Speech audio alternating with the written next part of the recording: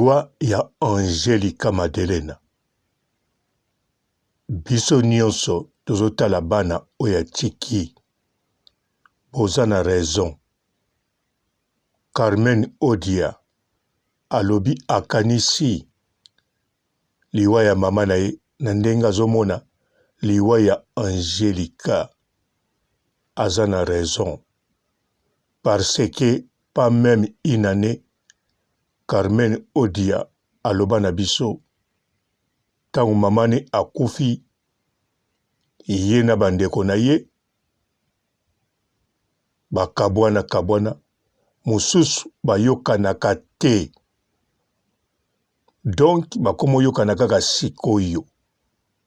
Soki botali émission ya inane alobi surtout sœur na ye avandaka na ngaliema balobanaka te bayokanaka te. Bokanisa malamu mama na bango atikaki bango ensemble. Azalaki na bango ensemble tango akufi tala likambo yelaki bango po babotama mutu na mutu na papa na ye. Pe mama mutu azako bokola bango. Bana ya Angelica Madelena. Natali lisusu témoignage ya Maxi Bondowe. Atambola sans mukadi. Période abasi ebimakaye kaka bongo akosala nini. Mama na bango abota bango na bayaya na ye. Tangu mama na bango akufaki bayaya na ye bazwi bango na bapapa oya bango. Alors bandeko Maxi Bondowe ya ye ezalaki ndenge nini. Bandeko témoignage yango wana mususu ya Maxi Bondowe. Bana ya Angelica Madelena. Oui, ça fait mal.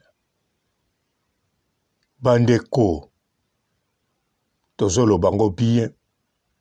Liwa ya Angelica etei biso me tozolo bela na rando. Tozolo bela na makambo internet. Meza na makambo ebele ya koteya na kati. Mbote ba papa, ba mama, bandeko. Mbote ba rando na ba randonnette. Mbote batoyo balingaka rando na ba oyo balingaka rando te. Mbote ba jeune garçon na ba jeune fille. Mbote bana mike na ba bébé. Mbote ba Sainte Anuarite, Sainte Thérèse, Sainte Ingrid Kabongo. Bandeko liwa ya Angelica Madelena etei penza na makambo ebele. Surtout na ba mama na basi. Bandeko Angelica Madelena eloko ebomiye toyoki yango biso nyonso hémorragie pona kenda kobota. Toyoki yango pe ba témoignage na ba GL show depuis ya kenda Afrique du Sud. Angelica alandisi bana mibale n'epoque wana kaka na dire wana. Alors bandeko eza mabete bana babotama na différence ya tamuke. Mais oye botaka eza nzoto na âge na circonstance ozobota.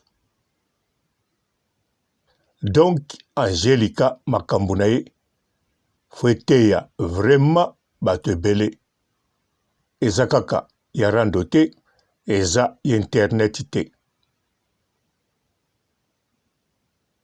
Abanda koluka vie po azala à l'aise et stable, azala na bien-être na mokili oyo.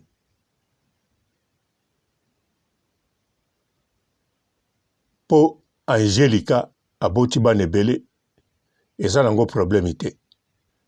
Sœur Marie Misamu aboti ebele te, mais soki totali Sœur Marie Misamu tokomona aza pe na makambo neti ya Angelica. Atravailla banda ko travailler, atravailler po na mokili, po na batu, po na famille na ye, mais po na ye te. Bomoni bino moko mwana na ye Rich Misamu batuni ye na Sintiaka page ndengo bali eloko nini osantiri sikoyo ndengo komi mwasi ya libala ke avant. Rich Misamu akendaki banzela sambo te, alobi a sentir liberté. Po soka aza na famille aninga sa likambo boy, aninga kende boy, eza différent na ndenga komi na ndaku ya libala, a sentir akomi libre. Nakanisa boyoki yango très bien. Pe bomoni yango Rich Misamu akutani na papa na ye. Alors soko tali Lor Mbongo asali vie po na ye na famille na ye na couple na ye a vivre ndenge mokili esengaka. Pasi na bisengo ma vivre na loi ya mokili. Mais Sœur Marie Misamu a vivre ndenge mutakoko vivre te. Ba marque ya Angelica Madelena.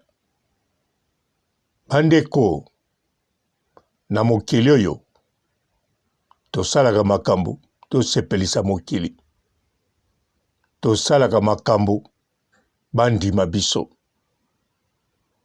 Tosalaka makambo tolingi tosala o bato mosusu basala te. En tout cas, ezali ba pari moko risqué. Okoko rate nyonso. Ndenge tozomona liwa ya biso ndeko na biso Angelica Madelena bandeko. Bino moko bomoni, bino moko bozolanda.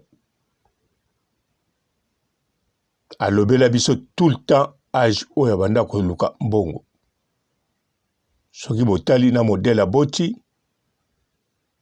bokomona même liwa na ye, po lelo akufa na kobota na césarien, ezosenga mobali. Po azala na mobali, etanke bana mosusu abota, bakolaka kote mosusu na yete, seke atrouvaki selon ye bolingo. Seke alingaka botela mobali wana bana to mwana pote abanda vie ya sika. Po aluka estabilité atia siko kimia, azala mobali na ndaku, azala na vie ya famille. Mais bandeko, âge ekontaka toujours. Pe kovanda na mutu na couple ezali kosomba voiture te.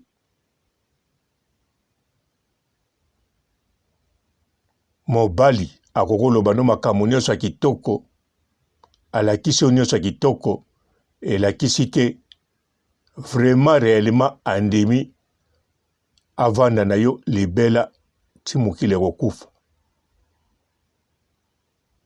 esalamaka nango mama tiala mwana aza na mobali na ye bawumeli. Donc mama tiala mwana na bato oyo baluka love baluka stabilité azala en couple, mama tiala mwana aza réussite. Angélika mpe akoka koresir, mais ezali pari moko risqué. Même baser Marie Misamo bazwa yango te. Abénéficie mpe te na vie oyo asali nyonso. Angélika mpe abénéficie te. Makambo ebele eza wana fo eteya nde bato bavivra na bango bien, batambola na bavoiture, bavoyagea, balia, bamela,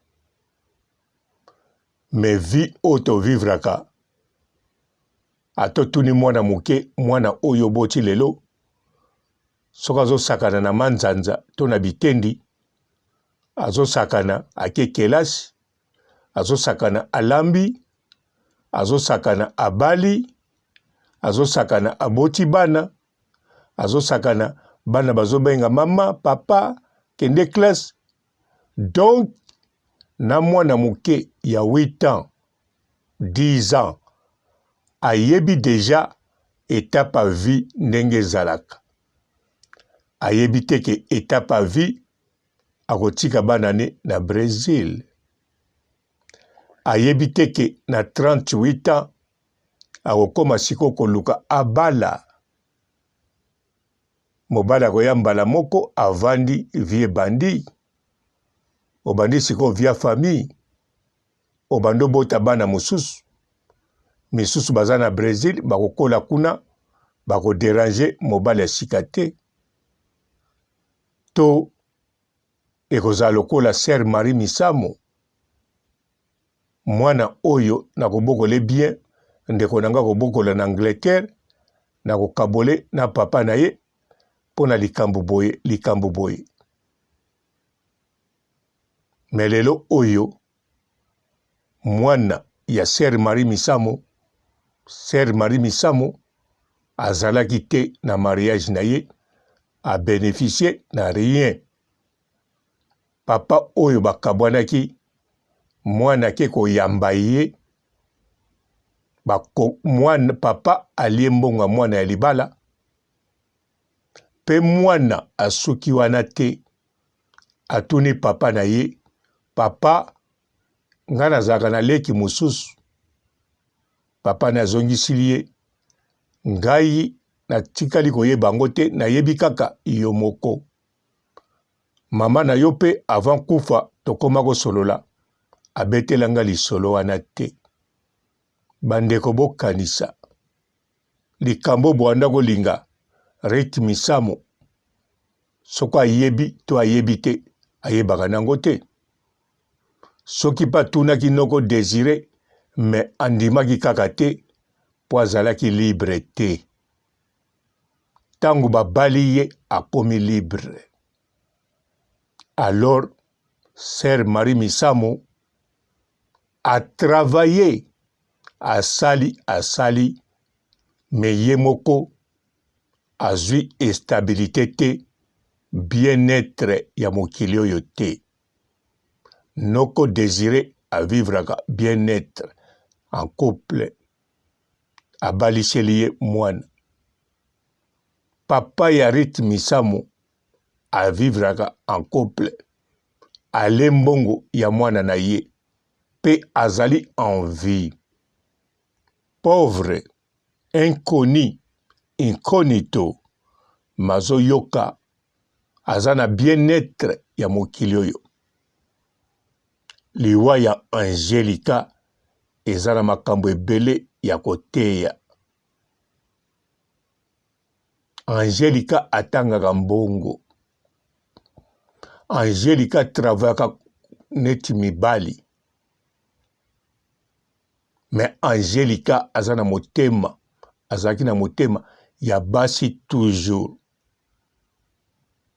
azana posa ya bolingo mobali alinga ye makasi mobali oyo bavanda sikoyo babokola bana oyo akobota sikoyo babanda bolingo on dirait babalani na 20 ans mais wana ezali pari moko risquant toujours parce que Angelica aza susu na 20 ans te azala sans bana mazakaka na 20 ans te 40 ans bana misala na ye bazana mibali na ndako bazana basi na ndako bazana bien-être familial bazali na harmonie familiale pasi na bisengo bazali en couple banyama na zamba bazali en couple bandeke na likolo bazali en couple eloko na eloko eya na ntango nango liwa ya Angelica eza na makambo ebele ya koteya ekoteya mpe bagrasi mbisi bakoyeba ke azala grasi mbisi mama na Rachel azala na 35 ans ndenge azoloba aza toujours na motema ya basi akozwa mobali ndenge azwaka BMW na ye te me aza mwasi aza na posa mobali alinga ye aprotege ye asalelaki makambo oyo ata ya mbongo te me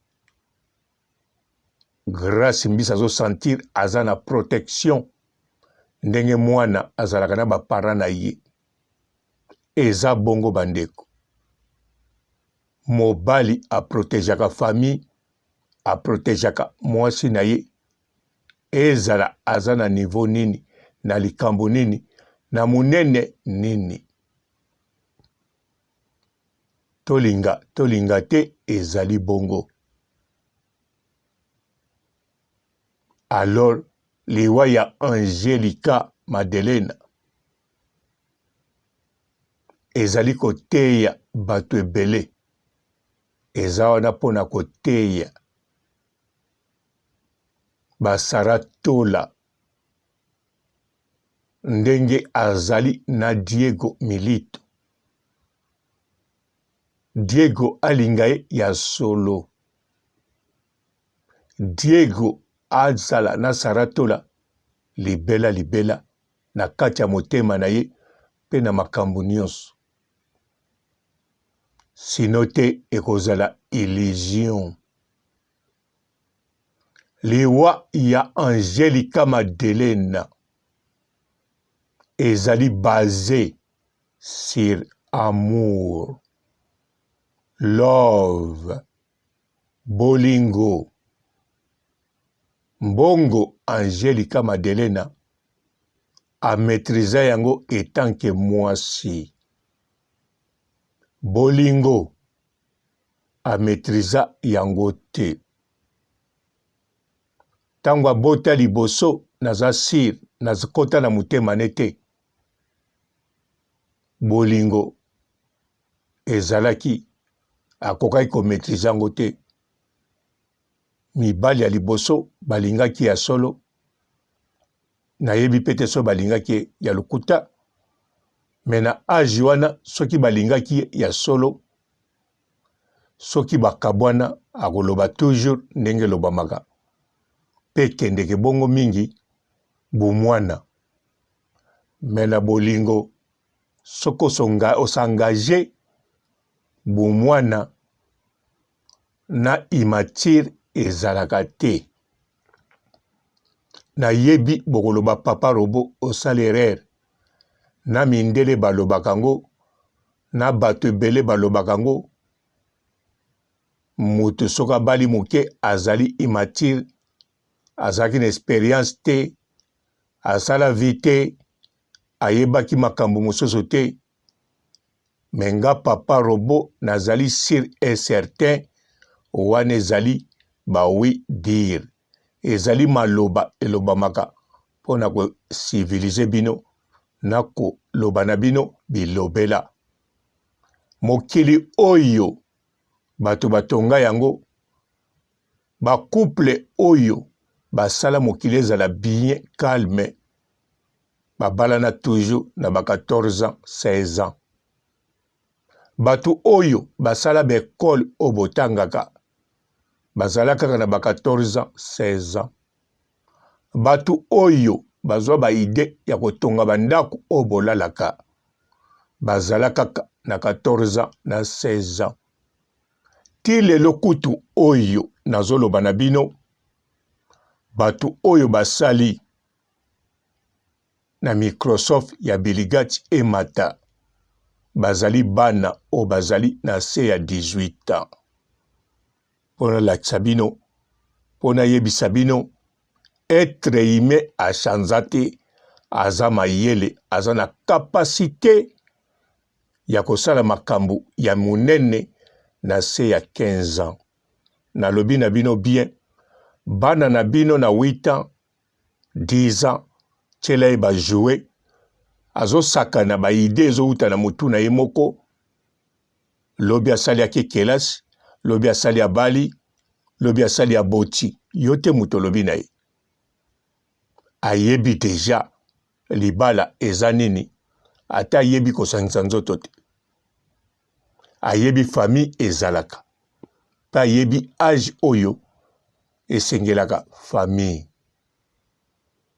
bandeko Angelica Madelena liwa na ye ezali na makambo ebele ekoteya biso nga papa robo nalobi kaka oyo nga nazokanisa mutu na mutu akokokanisa na modele na ye nga na modele na nga nazomonela yango boye ou bien oyo namoni sikoyo ntango mosusu lobi nakomona likambo mosusu botikala malamu ciao. Bonjour fidèles internautes de www.elengiakomba TV. Bonjour, bonsoir, balandi nyonso ya Elengi ya Komba. Congolaise TV. Belé partout dans le monde, partout où vous êtes, partout où vous êtes, Elengi ya Komba TV vraiment. Bonjour, bonsoir, na abonné ba fan nyonso ya Elengi ya Komba Congolais TV. Bonjour à mon boss, on a appelé ça vraiment un pandi. Bonjour à mon boss, JP Kiama. Je salue mon boss Balobi, boss de boss Babi, JP Kiama. Bonjour la famille Elengi ya Komba Congolais TV vraiment. Namo na chaîne de chaque topo.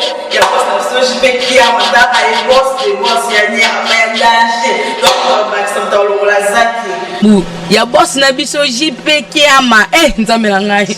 Ba boss bazali ba boss bazali. JP Kiama, le boss des boss. Napesi d'abord bonjour, te ba mbote belé na mon boss JP Kiama. On a rosa ngisaote. Donc na ko lekati sana napesa mon boss JP Kiama, boss des boss. Bonjour fidèles internautes de www.elengiakomba TV. Bonjour, bonsoir, balandi nyonso ya Elengi ya Komba. Congolaise TV.